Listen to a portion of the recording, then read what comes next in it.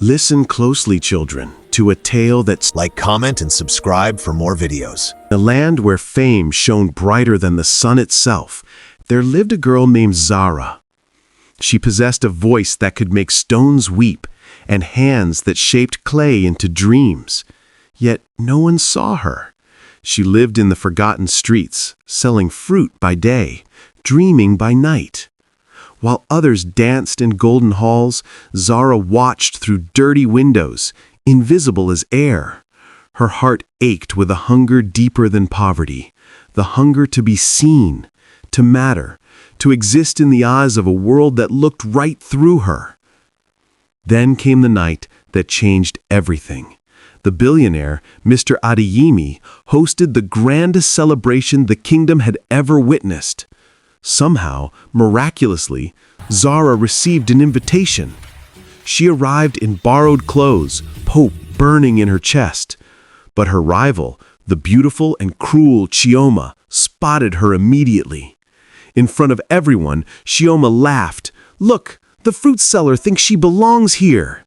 The crowd turned. Zara's face burned with shame. Then something impossible happened. The lights flickered.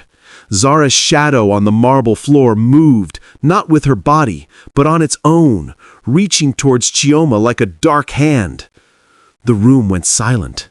Then the lights died completely.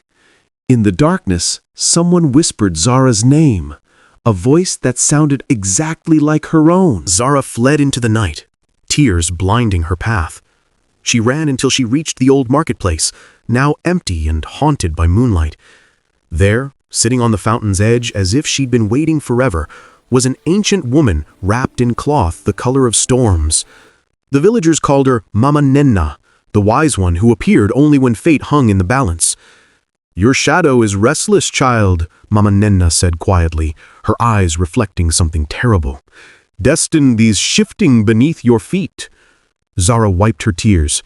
"You're talking nonsense. I just want to go home." "Look behind you," the old woman whispered. Zara turned. Her shadow stretched across the cobblestones, but something was wrong. When Zara raised her hand, her shadow delayed, just a heartbeat late, as if deciding whether to obey. Fear shot through Zara's spine.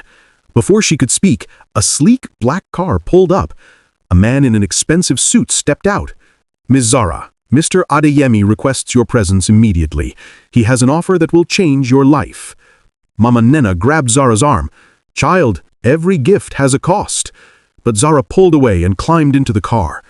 Through the window she saw Mama Nenna's face twisted with worry. The car drove into the darkness, and behind them, Zara's shadow seemed to wave goodbye. Mr. Adeyemi's mansion rose like a palace of glass and gold. Inside, the billionaire sat in a throne-like chair, his smile too perfect, his eyes too knowing. "Zara," he said warmly, "I've been watching you for quite some time." Her heart raced. "Watching me? Why?" "Because you have something rare, true talent, real beauty, the kind that can change kingdoms." He gestured to walls covered with photographs of famous people, singers, dancers, leaders, all smiling, all successful. "I made them stars. I can do the same for you." Zara's throat went dry. "What do you want in return?" Mr. Adeyemi stood, circling her slowly. "Just a token, a small piece of your being, something you'll barely miss." He produced a contract written on paper that seemed to glow like captured moonlight. "Sign this, and tomorrow you'll wake up famous, powerful.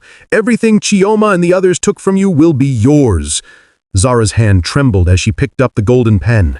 Mama Nenna's warning echoed in her mind, but ambition roared louder.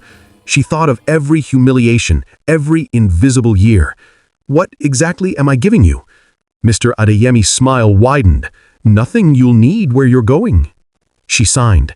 The moment the ink touched paper, Zara's shadow on the wall rippled violently, as if screaming. In a bed softer than clouds, sunlight poured through silk curtains. She felt different, lighter, stronger, more beautiful. She ran to the mirror and gasped. Her skin glowed. Her eyes sparkled. She looked like a queen. Then she noticed something strange. In the mirror's reflection, she stood in bright morning light, but she cast no shadow. The floor beneath her remained completely bright, empty of any darkness. Panic seized her chest. She ran to the window. Outside, servants walked past, their shadows stretching long and natural, but Zara's feet touched sunlight without marking the ground. "What have I done?" she whispered. A knock at the door. Before she could answer, Mama Nenena burst in, her face pale with terror. "Child," she gasped, "what have you done?" "I just signed a contract," Zara said, her voice small. "I wanted fame. I wanted—" "You traded your shadow," Mama Nenena cried. "Your conscience, your protection, your very soul's guardian.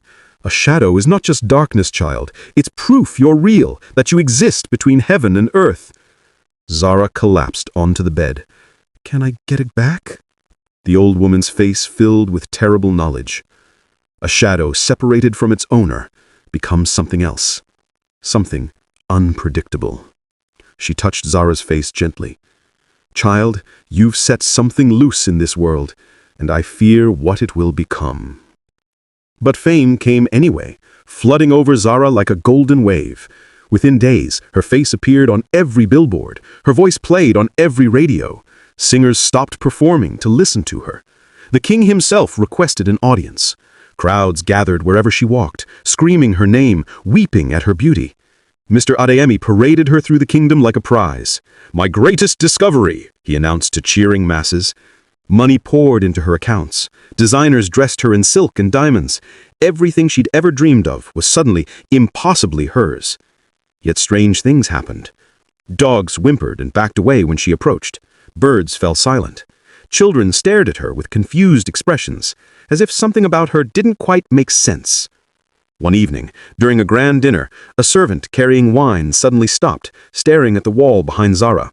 The servant's hands shook so badly the bottle shattered on the marble floor. "Miss," the servant whispered, "I saw, behind you, there was a shape. A dark woman. She moved when you didn't." The room went silent. Zara turned, but saw only empty wall. Mr. Adeyemi laughed smoothly. "Shadows from the chandelier, nothing more." But that night, alone in her room, Zara heard footsteps in the hallway. Slow, deliberate, walking in perfect rhythm with her own heartbeat. Chioma, the rival who'd humiliated Zara, was not celebrating. She watched Zara's impossible rise with growing suspicion and burning jealousy. How could a nobody become everything overnight? It wasn't natural. It wasn't right. She began investigating, bribing servants, searching old records in the palace library. What she found made her blood run cold.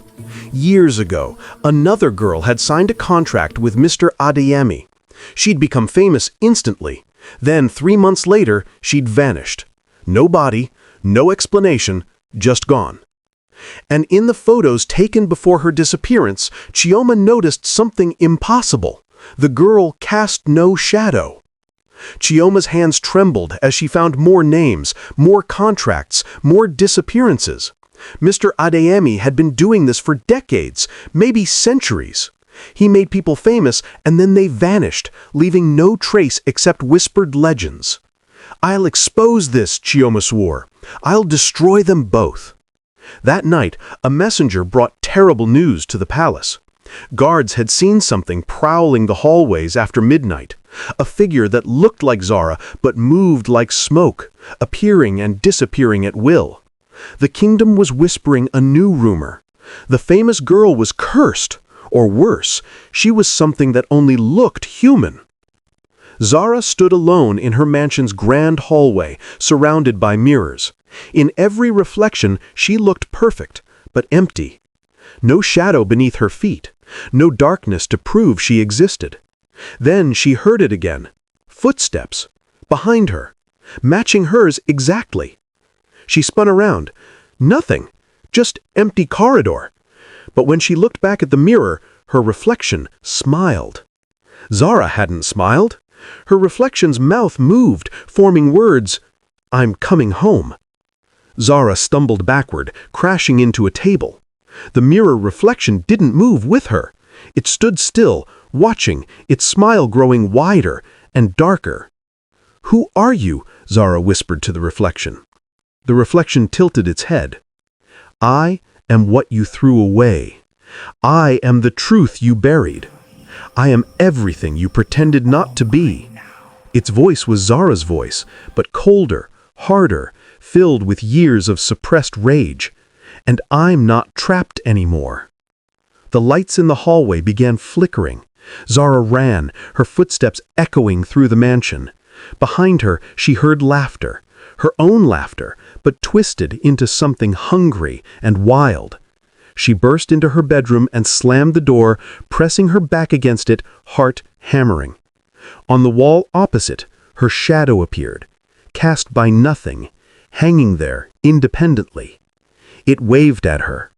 Then it stepped off the wall and walked toward the door. The whispers started spreading through the kingdom like wildfire. Servants claimed a dark woman roamed the palace halls after midnight, appearing in rooms where secrets were kept. A corrupt judge woke screaming, confessing to crimes he'd hidden for years. A wealthy merchant's lies about stolen money suddenly appeared written on his own walls, in his own handwriting. Strange accidents befell anyone who'd ever wronged someone. And every incident, mysteriously, somehow benefited Zara. The corrupt judge had once denied her justice. The merchant had cheated her mother. Others who fell to mysterious misfortune had all at some point been cruel to the invisible girl. Zara's fame grew even brighter. People whispered that she was blessed, protected by supernatural forces. But others whispered darker theories. Mr. Adeyemi watched with satisfaction. "Your shadow is working perfectly," he told Zara during a private meeting. "It's eliminating obstacles and building your legend." "I don't want this," Zara said, her voice shaking. "People are getting hurt." "People who hurt you first," he replied coldly. "Isn't that justice?" But Zara couldn't sleep. Every night she heard the footsteps. Every morning she found strange signs, her own handwriting on papers she'd never touched, her own face reflected in windows she'd never stood near. Then Chioma appeared at her door, eyes blazing with rage. "I know what you are. I know what you've done." She held up proof, photographs, documents, evidence of Mr. Adeyemi's contracts. "I'm going to destroy you both." As Chioma left, Zara glimpsed something behind her rival's shadow. Another shadow. Her shadow. Following Chioma into the darkness? Zara knew she needed answers. That night, she crept through Mr. Adeyemi's mansion, searching for the truth. She found him in his private study, arguing with someone through a mirror, a hooded figure whose face remained hidden in swirling darkness. "Her shadow is the final key," Mr. Adeyemi said urgently. "Once it fully awakens, we can proceed with the ritual." "You're playing with forces you don't understand," the hooded figure warned. "Separated shadows don't obey masters. They become wild, unpredictable. They exist only for one purpose, to reveal truth, no matter the cost." "I can control it," Mr. Adeyemi insisted. "I've controlled dozens before." "And where are they now?" the figure asked. Silence. "The shadows consumed them," the hooded figure continued. "Every contractor who separated from their shadow eventually faced judgment. The shadow returns, and when it does, it brings every buried truth, every hidden sin. It forces a reckoning. Are you ready for yours?" Mr. Adeyemi's confident mask cracked slightly. "It won't come to that. I'll complete the ritual before—" A crash. Zara had knocked over a vase. Mr. Adeyemi spun around, his eyes blazing. "You shouldn't have heard that." The hooded figure in the mirror vanished. And behind Zara, in the doorway, her shadow appeared, solid, three-dimensional, smiling. "But I'm glad she did," it said in Zara's voice. Mr. Adeyemi's face went pale. "It's too soon. You shouldn't be this strong yet." The shadow laughed. "Oh, but I am. And I have so many secrets to share." The scandal broke the next morning. Chioma stood before the kingdom's council, presenting evidence of Mr. Adeyemi's contracts, his victims, his centuries of manipulation. "Arrest him," she demanded. "He's using dark magic to steal people's souls." But before the guards could move, Choma's own secrets began spilling out, uncontrollably, as if pulled from her throat by invisible hands. She confessed to bribing officials, to sabotaging other performers, to destroying innocent people's careers out of jealousy. The words poured out of her like poison she couldn't swallow back. "Stop!" she screamed. "This isn't me speaking! Something's making me—" She collapsed, weeping, her reputation shattered in minutes. The council stared in horror. Zara watched from the crowd, her heart sinking. She knew what had done this. Her shadow. That night, Choma appeared at Zara's door, broken and desperate. "Your shadow did this to me," she whispered. "I saw it. It touched my shadow and suddenly I couldn't stop confessing. It's punishing everyone." "You were trying to destroy me," Zara said quietly. Choma's eyes filled with tears. "I was, but I didn't deserve this. No one deserves to have their darkest secrets exposed to the world." She grabbed Zara's hands. "Please, stop it, before it destroys everyone in the kingdom." But Zara didn't know how, and somewhere in the darkness, her shadow smiled. "I'm not finished," it whispered to the night. "Not even close." Zara ran to find Mama Nena. The old woman sat by the fountain, as if waiting. "It's happening, isn't it?" she said sadly. "The shadow is revealing truths." "It's destroying people," Zara cried. "Even people who don't deserve it. How do I stop it?" Mama Nena's eyes were ancient and sorrowful. "You can't stop a shadow, child. A shadow is the guardian of truth, your own truth and the truth of everyone you encounter. When you separated from it, it became free to do what shadows do best: expose what's hidden, punish what's wrong, protect what's real." "But it's hurting innocent people too." "Is it?" Mama Nena asked. "Or is it revealing the truth that innocent people aren't as innocent as they pretend? Your shadow isn't just punishing those who wronged you, Zara. It's also exposing the people you secretly envied, the ones you resented but never admitted to hating. Your shadow knows everything you buried, every jealous thought, every bitter wish, every dark prayer you pretended you never made." Zara's blood ran cold. "That's not fair." "Truth is rarely fair. And here's the worst part. Your shadow is growing stronger. Soon it won't just expose secrets, it will come for you." "What do I do?" Mama Nena touched her face gently. "You face it. You reclaim it. Or you run forever, shadowless and hollow, until there's nothing left of you at all." That night, a message appeared on Zara's mirror, written in dark ink. Soon. The kingdom was unraveling. People whispered constantly about the famous girl with no shadow. Some worshipped Zara as a chosen spirit, blessed by supernatural forces. Others feared her as a curse, a demon wearing human skin. Churches held special prayers, markets refused to sell to her. Children pointed and stared. Zara couldn't walk anywhere without feeling the weight of 1,000 judging eyes. Then, a letter arrived at her mansion, delivered by no messenger. It simply appeared on her bed, written in handwriting identical to her own. "You've been living a lie. The truth is coming. Are you ready to face what you really are?" Zara's hands shook as she read it. She ran to the mirror, searching for the shadow, but saw only her own frightened reflection. "What do you want from me?" she screamed at the empty room. The candles flickered. Words began appearing on the walls, written by an invisible hand. "I want you to remember. Remember who you were before you wanted fame. Remember what you buried. Remember the truth you've been running from your entire life." Zara collapsed to her knees. "I don't understand." The walls went dark, but in the silence, she heard her own voice whisper from everywhere and nowhere. "Then let me remind you." Every mirror in the mansion shattered simultaneously, and in each broken shard, Zara saw glimpses of memories she'd tried to forget, secrets she'd buried so deep she'd convinced herself they never existed. Zara stormed into Mr. Idayami's office, desperate for answers. The billionaire sat calmly, as if expecting her. "What did you do to me? What did you really take?" Mr. Idayami smiled coldly. "I took your conscience, child, your guilt, your limitations, the part of you that doubted and questioned and held you back. You wanted to be great? I made you free." "You made me hollow," Zara shouted. He stood, walking to the window. "I know exactly how you feel. I made the same trade once, centuries ago. I sold my conscience to become immortal, powerful, untouchable." He turned, and for a moment, his eyes looked empty. Completely, utterly empty. "Do you know what it's like to live without guilt? Without remorse? Without that nagging voice telling you when you've gone too far?" He smiled, but it didn't reach his eyes. "It's freedom. Perfect. Absolute freedom." "It's death," Zara whispered. "You're not even human anymore." "Neither are you. And here's the truth you don't want to face. Your shadow is stronger than you ever were. It has all your suppressed anger, all your buried rage, all the darkness you pretended didn't exist. I need that power. I need to merge with it, become complete again."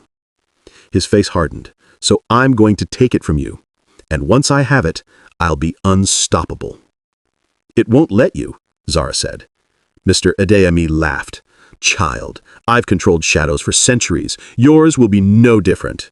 But outside his window, darkness gathered. And within that darkness, something laughed. The royal feast was the grandest event of the year. Every wealthy person in the kingdom attended. Mr. Adeyemi had arranged for Zara to perform, to remind everyone of her fame and beauty. She stood on the magnificent stage, lights blazing down. But as she began to sing, the crowd gasped. Behind Zara, cast by no visible light source, a shadow appeared on the wall. It was shaped exactly like her, same height, same posture, but wrong, darker, more solid, more real. The shadow began moving independently, walking across the wall while Zara stood frozen. It gestured dramatically, mockingly, mimicking her movements a second too late, as if deliberately showing its independence. "She has no shadow," someone screamed. The room erupted into chaos. Some people ran for the exits, others stared in horrified fascination. The shadow on the wall stopped moving. It turned to face the crowd directly, though Zara herself remained facing forward. And then it spoke, with Zara's voice, but layered with something older and angrier. "You've all been so busy worshiping fame that you forgot to worship truth. Let me remind you." The shadow raised its hand, and every candle in the room exploded with dark flame. In that strange light, everyone's secrets became visible, written in the air above their heads like accusations. Affairs, lies, theft, murder, every hidden sin exposed to everyone. The crowd descended into screaming chaos, and the shadow turned to look directly at Zara, pointing one dark finger. Then it laughed, a sound that made mirrors crack and wine turn to vinegar. In the chaos, Chioma found Mr. Adeyemi. Despite her destroyed reputation, she still burned with rage. "This is your fault," she hissed. "You created this monster." Mr. Adeyemi's eyes gleamed with dark calculation. "Perhaps, but monsters can be useful." He looked at Chioma's desperate, furious face. "You want revenge on Zara, don't you? You want your reputation back, your power restored." Chioma hesitated, then nodded. "Then help me," he said. "Help me trap her shadow. Once I control it, I'll be able to erase everyone's memories of tonight. I'll restore your honor and destroy Zara completely. You'll become the kingdom's brightest star." "How do we trap a shadow?" Chioma asked. Mr. Adeyemi smiled coldly. "With a cage made from stolen light." He led her to a secret room in his mansion, where a cage constructed from crystallized moonlight glowed with eerie radiance. A shadow can't exist inside concentrated light. Once trapped, it becomes powerless. "And what happens to Zara?" Chioma asked. "Without a shadow, a person can't exist indefinitely. She'll fade, disappear, become nothing, just like all the others I've collected from." Chioma's face hardened with determination. "Tell me what to do." As they plotted, neither noticed the shadow watching from the corner of the room. It didn't try to hide. It simply stood there, listening, smiling. And when they finished planning, the shadow whispered to itself, "Perfect. Not everyone beside you is your friend, but soon everyone will know who their true enemies are." The shadow's wrath intensified. People connected to Mr. Adeyemi began collapsing in the streets, screaming confessions. A banker revealed decades of fraud. A judge admitted to false. People connected to Mr. Adeyemi began collapsing in the streets, screaming confessions. A banker revealed decades of fraud. A judge admitted to false convictions. A merchant confessed to causing the deaths of competitors. The kingdom descended into paranoia. Everyone feared they would be next, that their darkest secrets would be dragged into the light.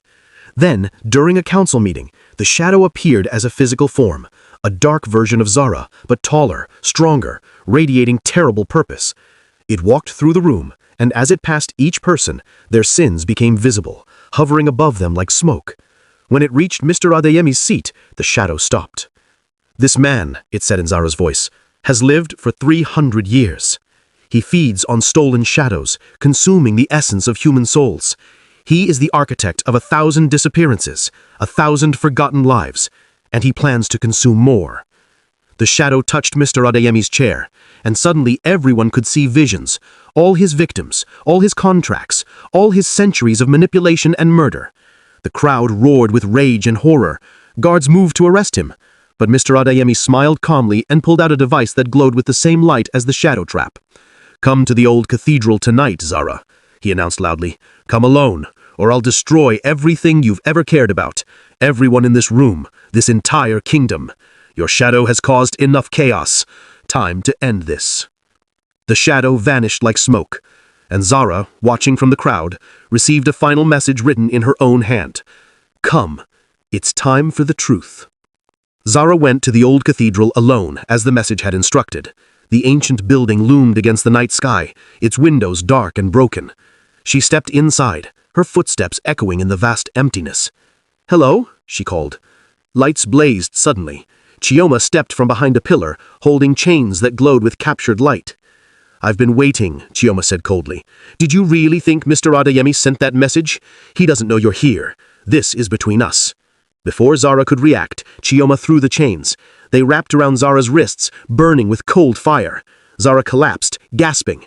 "What are you doing?" Chioma dragged her across the floor to a raised platform where the moonlight cage stood waiting. "I'm taking everything from you. Your fame, your power, your shadow. Mr. Adeyemi will reward me for delivering all of it. I'll become what you never deserved to be." "You can't control a shadow," Zara gasped. "You don't know what you're dealing with." Chioma laughed bitterly. "I know it's the source of all your power. And once I trap it inside this cage, I'll learn to use it myself. I'll become greater than you could ever imagine." She began chanting words in an ancient language, calling the shadow. At first, nothing happened.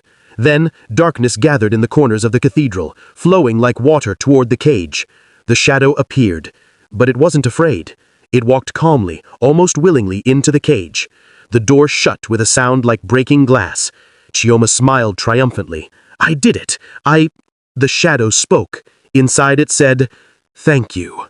Now the real truth begins.'" Mr. Adeyemi burst into the cathedral, his face twisted with rage. "You fool! What have you done?" Chioma stumbled backward. "I trapped it! I did what you planned!" "I never planned to trap it in a public place," Mr. Adeyemi shouted. "The cage was meant to be in my mansion, under my control." He turned to the shadow, his composure cracking. "You wanted this, didn't you? You let yourself be caught."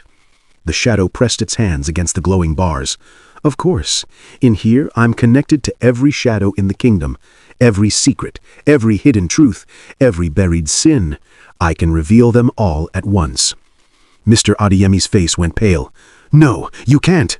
"Watch me," the shadow said, and it began to glow, brighter and brighter, until the entire cathedral blazed with dark light. The light spread beyond the building, touching every shadow in the kingdom, and suddenly everyone could see everyone else's secrets. The king's crimes, the council's corruption, the church's hypocrisy, and most devastatingly, Mr. Adeyemi's complete history. Every contract appeared in the sky like stars, names, dates, faces of everyone he'd destroyed over 300 years. The kingdom erupted into chaos. Guards rushed toward the cathedral. Mr. Adeyemi grabbed the cage, trying desperately to shut it down. "Stop this! I command you to stop!" The shadow laughed. "You never commanded me. You never could. I don't belong to you. I never did." Chioma watched in horror as her own alliance with Mr. Adeyemi became public knowledge, her reputation destroyed beyond repair. She fled into the night, broken and forgotten. Mr. Adeyemi pulled the original contract from his coat, holding it up like a weapon. "You forget. I own this shadow. The contract is absolute." He began reading the hidden clauses, words in languages older than memory. "By the power of this agreement, I command the shadow to obey. I command it to serve. I command it to what? To let you merge with it? To give you its power?" It pressed closer to the bars. "Read the final clause, the one you never showed Zara." Mr. Adeyemi's hands trembled. "That clause is irrelevant. Read it," the shadow commanded. Zara, still bound on the floor, watched as Mr. Adeyemi's mask of confidence crumbled completely. He read aloud, his voice shaking. "Whoever controls the shadow controls the destiny, but only if the owner willingly surrenders their truth. If the owner reclaims their shadow, the contract becomes void, and the shadow's power returns to expose all previous contracts." Silence fell over the cathedral. "You planned to erase me," Zara whispered, understanding finally. "You were going to make me disappear so no one could reclaim the shadow. That's what you did to all the others." Mr. Adeyemi's face twisted with desperate rage. It should have worked. You should have faded by now. Shadowless people can't exist for long. They lose substance, lose reality, become nothing. The shadow spoke softly. But she didn't fade. Do you know why? Mr. Adeyemi stared, and for the first time, fear crossed his ancient face. The shadow smiled. Because I never truly left her. I've been protecting her this entire time. Zara gasped. Your shadow told me, Mama Nena said. It sent me visions. It's been guiding everything, every exposure, every revelation. It's been protecting you while teaching you a lesson. She turned to face Mr. Adeyemi. You created these contracts 300 years ago. You were my teacher once, before you sold your conscience and became this monster. Mr. Adeyemi's face flickered, and for a moment his true form showed, ancient, withered, held together only by stolen shadows. You should have joined me, Nena. We could have ruled together. I chose truth over power, Mama Nena said. That's why I'm still human and you're not. The cage suddenly began glowing brighter. The shadow inside pressed against the bars, and they started cracking. Impossible, Mr. Adeyemi shouted. That cage is made from crystallized moonlight. Nothing can break it. Truth breaks everything, the shadow said. The bars shattered into 1,000 pieces. The shadow stepped out, no longer trapped, no longer contained. It walked toward Zara, and for the first time she saw it clearly, not as a monster, but as herself, her true self. All the anger she'd suppressed, all the pain she had buried, all the truth she'd refused to face. The shadow reached out one dark hand. I didn't return to punish you, Zara. I returned because you forgot who you were. The shadow touched Zara's forehead, and suddenly she was drowning in memories. Not just her, I didn't want to be that person. But you are, the shadow said, and that's okay. Everyone has shadows. Everyone has darkness. The question is, will you own it, accept it, integrate it, or will you keep running? The shadow pressed both hands to Zara's face. I'm coming home now, but only if you're ready to be whole, light and dark, good and bad, truth and lies. Are you ready? Zara took a shaking breath, then nodded. The shadow smiled. Everything went black. Zara awoke seeing double, through her own eyes and her shadow's eyes simultaneously. Past and present, truth and lies, light and dark. All of it, all at once. She stood, and her shadow stood with her. Not behind her, but beside her. Equal, integrated, whole. She turned to Mr. Adeyemi, and now she could see his truth completely. Every stolen shadow swirling inside him, every victim's essence he'd consumed. 300 years of lies holding him together like rotting thread. You can't defeat me, he said, but his voice wavered. I have the power of hundreds. But they were never yours, Zara said. Her voice now carried two tones, her own and her shadow's, speaking in perfect harmony. You stole them, you trapped them, but you never integrated them. You're just a prison, not a person. She raised her hand, and her shadow raised her hand beside her. Together they touched the air between them and Mr. Adeyemi. And suddenly every shadow inside him heard the truth. They began fighting, clawing, trying to escape. Mr. Adeyemi screamed as his form began unraveling. No, I control you, I own you. But ownership isn't the same as belonging. The stolen shadows burst free, scattering into light. Some returned to their original owners across the kingdom. Others, whose owners had died, simply dissolved into peace. Without the stolen shadows holding him together, Mr. Adeyemi began aging rapidly, 300 years catching up at once. Guards burst into the cathedral just as Tioma returned with reinforcements, desperate for revenge. But she stopped, frozen, watching as Zara's power became undeniable. It's over, Zara said quietly, for all of us. Dawn broke over the kingdom, and with it came the final revelation.